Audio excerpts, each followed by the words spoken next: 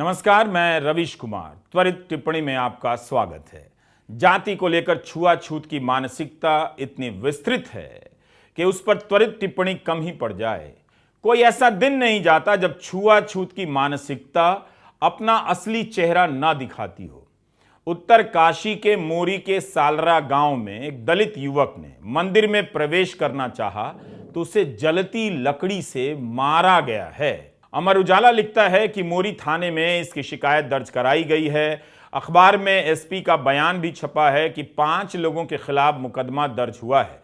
ये सभी सवर्ण हैं। इनके नाम है जयवीर सिंह, ईश्वर, आशीष, चैन सिंह और भग्यान। हमने अपने स्तर पर इस खबर की पुष्टि नहीं की है। अमर उजाला और अन्य अखबारों में छपी इस खबर को देखा है, जिसमें बताया गया है कि 22 साल का आयुष जब मंदिर में दर्शन के लिए गया तो वहां मौजूद कुछ लोगों ने हमला कर दिया। उसे मंदिर में बांध दिया और जलती लकड़ी से रात भर मारा है। वह बेहोश हो गया। जब सुबह होश में आया तो उसके तन पर कपड़े नहीं थे। आयुष को जलती लकड़ी से मारने वाले 5 लोगों में से एक का नाम ईश्वर है। पुलिस इस मामले की जांच कर रही है और यह घटना 9 जनवरी की है। आप इंटरनेट के सर्च इंजन में सिर्फ इतना टाइप कीजिए, मंदिर प्रवेश पर दलित युवक पर हमला। आपको तमाम खबरें मिलेंगी और इसी विश्वगुरु वाले भारत की खबरें मिलेंगी। मई 2016 में बीजेपी के नेता और पूर्व राज्यसभा सांसद तरुण विजय मंदिरों में दलित पिछड़ों के प्रवेश का आंदोलन चला रहे थे। उन पर जानलेवा हमला हो गया। खबरों के मुताबिक जो खबरें छपी हैं, तरुण विजय के साथी की कार लोगों ने खाई में फेंक दी थी। मालूम नहीं ऐसा करने वालों के साथ हुआ क्या। यह भी लिखा है उन खबरों में कि ये लोग इलाके के 349 मंदिरों में दलितों के प्रवेश का आंदोलन चला रहे थे, जहां उनके प्रवेश की इजाजत नहीं है। अब क्या हालात है मुझे जानकारी नहीं। उसके बाद इनके आंदोलन का क्या हुआ, राज्य सरकार ने क्या किया, इसकी विस्तृत जानकारी नहीं है। मंदिर में प्रवेश करने पर हमला तो होता ही है, मंदिर के बाहर खड़े रहने पर भी हमले हो जाते हैं। इस खबर को देखिए और एनआरआई अंकिलों को दिखाइए जो कहने लगे हैं कि इंडिया में यह सब नहीं होता। 23 दिसंबर 2022 की यह खबर गुजरात के वडोदरा से है। एक वीडियो वायरल हो गया जिसमें अल्पेश परमार नाम के एक युवक को कुछ लोग मार रहे हैं। बाद में परमार ने अपनी शिकायत में जो पुलिस को दर्ज कराई, ये कहा कि उसे गाली दी गई, जाति सूचक, और मारा भी गया। अपर कास्ट के 7 लोगों ने उसे मारा है, कुछ ने बेल्ट से मारा है। पुलिस का कहना है कि परमार पर भी एक लड़की का पीछा करने का आरोप है। लेकिन लोग क्यों मार रहे थे? अप्रैल 2022 की यह खबर। अब दूसरी खबर की बात कर रहा हूं, राजस्थान के जालौर की है। शादी का जोड़ा मंदिर में पूजा करना चाहता था, पुजारी ने मना कर दिया। गांव के लोग पुजारी के समर्थन में आ गए। जातिगत भेदभाव ठीक नहीं है। इसे लेकर कितनी बार और कितने तरीके से कहा जा सकता है, कहा भी गया है। फिर भी ऐसी घटनाएं हो रही हैं, इसी देश में है। जाना लेकिन सबको मंगल ग्रह पर है, लेकिन धरती पर झगड़ा देखिए किन किन कारणों से है। कर्नाटक के मैसूर के पेरियापटना तालुका में दलितों को मंदिर में प्रवेश करने से रोक दिया गया। यह सब कानूनन अपराध है, फिर भी ये घटनाएं हो रही हैं। इसी साल की यह खबर है। तमिलनाडु के पुडुकोट्टई जिले के एक गांव में इस तरह की घटना होती है। लोगों ने पानी के टैंक में पखाना डाल दिया ताकि दलित उस टैंक से पानी ना पी सकें। कई साल से इस गांव में सवर्ण और दलितों के बीच पानी को लेकर झगड़ा होता रहा है।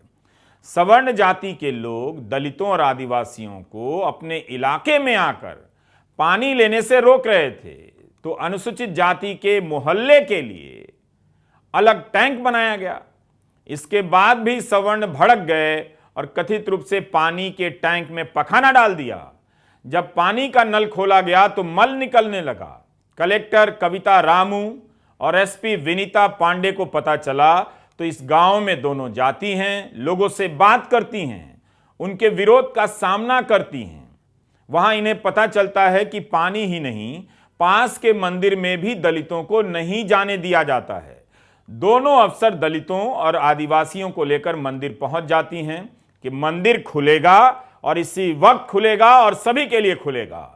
सवर्ण लोगों ने कलेक्टर और एसपी के खिलाफ नारे लगाए, मगर दोनों अधिकारियों ने मंदिर के दरवाजे खुलवाए और दलित और आदिवासियों को मंदिर में प्रवेश कराया। यही नहीं, आगे की जांच से उन्हें पता चला कि पास में चाय की दुकान है, वहां पर दो तरह की ग्लास है, एक ग्लास दलितों के लिए और एक ग्लास सवर्णों के लिए। चाय वाले के खिलाफ शिकायत दर्ज कराई जाती है, गिरफ्तार किया जाता है। इस बीमारी का इलाज विस्तृत है, त्वरित नहीं। इतनी सदियों से यह मानसिकता दिमाग में घुसी है कि शर्म कहने से भी किसी को शर्म नहीं आती है। कोई राज्य अछूता नहीं है। भारत की यह वो सच्चाई है जिसे महानगर के लोग स्वीकार नहीं करते हैं। यह रोज की कहानी है। आप बस इतना सोचिए कि जिसके साथ ऐसा होता होगा उसके दिलो दिमाग पर क्या असर होता होगा। हम किसी को कितना टॉर्चर कर सकते हैं और फिर जाने किस हिम्मत से बोल लेते हैं कि यहां का समाज सहनशील है, वसुधैव कुटुंबकम में यकीन रखते हैं, अपने देश के लोगों को जाति के नाम पर पानी नहीं पीने देते, मंदिर में नहीं जाने देते, जलती लकड़ी से मारते हैं और वसुधैव कुटुंबकम का नारा भी लगाते हैं, जैसे हम पत्ते पर भी पांव न रखते हों। दुनिया भर के इंसानों को इस कदर मेहमान की तरफ प्यार करने के लिए वसुधैव कुटुंबकम का नारा दिया जाता है और अपने ही घर में अपने हम नागरिकों के साथ इस तरह का बर्ताव किया जाता है। अब आते हैं त्वरित टिप्पणी की दूसरी खबर पर, जोशीमठ की। दैनिक भास्कर की इस खबर पर टिप्पणी करना चाहते हैं। इस अखबार में वैभव पलनिटकर की रिपोर्ट छपी है कि मुख्यमंत्री का आदेश है कि सभी बड़े प्रोजेक्ट रोक दिए जाएं और रोके गए हैं। एसडीएम का बयान है लेकिन कि सेना के लिए सड़क बन रही है, यह देश के लिए जरूरी है। बॉर्डर रोड ऑर्गेनाइजेशन के कर्नल का बयान इस अखबार में छपा है कि सारा काम तो बंद है। वहां काम कर रही कंस्ट्रक्शन कंपनी कह रही है कि काम बंद करने का कोई आदेश आया ही नहीं, बीआरओ का प्रोजेक्ट है, 2024 तक चलता रहेगा, यह अखबार में छपा है। तो दो तरह के बयान है कि काम बंद नहीं है, एक बयान है कि काम बंद है। भास्कर के संवाददाता ने मौके पर देखा कि काम चालू है। जोशीमठ से सिर्फ 3 किलोमीटर की दूरी पर सड़क बनाने के लिए कई जगहें ड्रिलिंग हो रही है। रिपोर्टर ने लिखा है कि जोशीमठ से दिल्ली जाने वाले NH7 पर 8 से 11 जनवरी के बीच मुझे 3 जगहों पर सड़क का काम होते दिखा। मशीनें चल रही थीं, ड्रिलिंग हो रही थी। कुछ ही दूर हिताची के 2 बड़े एक्सकेवेटर यानी ड्रिल और पत्थर क्रश करने वाली मशीनें पहाड़ को काट रही थीं। मुख्यमंत्री पुष्कर सिंह धामी ने कहा है कि जोशीमठ के 3000 परिवारों को अंतरिम राहत के तौर पर पैसे दिए जाएंगे, मुआवजा जिसे कहते हैं। हर परिवार को 1.5 लाख रुपया मिलेगा। लोगों के घर दरक रहे हैं, क्या 1.5 लाख रुपए में उनके घरों में जो दरारें आई हैं उनकी मरम्मत हो जाएगी? क्या वो खतरा टल जाएगा? अगर स्थानीय लोगों ने आवाज ना उठाई होती और यूट्यूबर और सोशल मीडिया पर इस मुद्दे को जगह नहीं मिलती तो मुख्य धारा का मीडिया इस बार भी अनदेखा कर देता और सरकार हरकत में नहीं आती। जबकि ये घटना आज की नहीं है, पिछले हफ्ते की नहीं है, मगर जिस तरह से मकानों में दरारें आने लगी, अब लोगों का सब्र टूटने लगा। विरोध इतना तेज हुआ कि मुख्यमंत्री धामी को जोशीमठ का दौरा करना पड़ गया। भास्कर अखबार ने लिखा है कि 723 घरों में दरारें आ चुकी हैं। 86 घरों को असुरक्षित बताते हुए 131 से ज्यादा परिवारों को शिफ्ट किया जा चुका है। खतरनाक इमारतों को गिराने की तैयारी हो रही है। कर्ज लेकर बनाए गए, रिटायरमेंट का पैसा लगाकर बनाए गए घर तबाह हो रहे हैं, लेकिन सरकार ड्रिलिंग भी नहीं रोक पा रही है। सवाल है कि क्या सरकार अपनी ही शुरू की गई परियोजनाओं पर सवाल खड़े करेगी या उनका बचाव करती रहेगी? क्या इन मकानों को इसी तरह दरकने के लिए छोड़ दिया जाए? उत्तराखंड के अन्य इलाकों से भी मकानों में दरारें पड़ने की खबरें आने लगी हैं। हिंदुस्तान टाइम्स में पिछले एक हफ्ते में कई खबरें छप चुकी हैं कि उत्तरकाशी, पौड़ी, कर्णप्रयाग में भी 50 घरों में दरारें आई हैं। स्थानीय लोगों का कहना है कि ऋषिकेश कर्णप्रयाग रेल टनल परियोजना के तहत 35 पुल और 17 टनल बनने हैं, सुरंगें। इसके कारण पहाड़ों की जो खुदाई हो रही है उससे दरारें आ रही हैं। टिहरी गढ़वाल के इलाके के गांव में भी मकानों में दरारें आने की खबर स्थानीय वेबसाइट पर दिखती है। अगर समग्र रूप से पूरे राज्य की रिपोर्टिंग हो जाए तो दरकते मकानों और परियोजनाओं के संबंध को लेकर विस्तृत बहस हो सकती है, बशर्ते सरकार भी ईमानदारी से उस बहस में हिस्सा ले।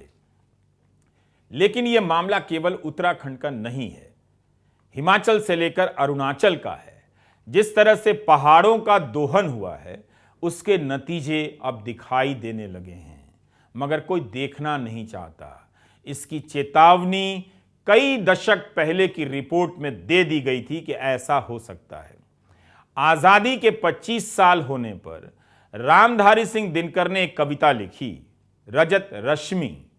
इस कविता में विकास के नाम पर पहाड़ों के दोहन का जिक्र है। एक कवि से भी यह समस्या नहीं छूटती है। यह कविता धर्मयुग के 13 अगस्त 1972 के अंक में छपी थी। इसके एक अंश का पाठ हम आपके लिए कर दे रहे हैं। ये जीव जंतु पादप पहाड़ चाहिए इन्हें भी कृपा प्यार, आदमी और ये वृक्ष परस्पर अपने भाई भाई हैं। अपना जब विभव विकास करो, मत हरियाली का नाश करो। धरती माँ की ओढ़नी हरी, यह सुंदर है सुखदाई है। पर हम पर्वत को फाड़ रहे, धरती का उदर बिदार रहे। है जहां कहीं भी छिपा तेल, हम कण कण उसे निचोड़ेंगे। वन हो जाएं शमशान, पर हम होंगे संपत्तिवान। धरती में है जो छिपे रत्न, हम नहीं एक भी छोड़ेंगे। दारिद्र्य देश का पाप, इसे धोना होगा। ऊंचे टीलों को समतल हमें बनाना है, पर ध्यान रहे अति सुख की लिप्सा के समीप इस पुण्य भूमि को कभी नहीं ले जाना है। ये रामधारी सिंह दिनकर की कविता है, जो विकास की अवधारणा को 1970 के दशक में उस नजरिए से देख रहे हैं जो आज के दशक में सही साबित होती नजर आ रही हैं। तो त्वरित टिप्पणी में इतना ही। आप देख रहे थे रवीश कुमार ऑफिशियल, हमारा YouTube चैनल। इसे सब्सक्राइब तो कीजिए ही, अपने सहयात्रियों को भी बताइए, मोहल्ले वालों को भी बताइए कि सब्सक्राइब कैसे करना है। और अगर आपकी आर्थिक क्षमता है तो ज्वाइन भी कीजिए, आपकी मदद की ज़रूरत है। नहीं है तो कोई बात नहीं, किसी बात का लोड मत लीजिए, बस सही खबरों को देखते रहिए। गोदी मीडिया देखने की आदत छोड़ दीजिए। नमस्कार, मैं रवीश कुमार।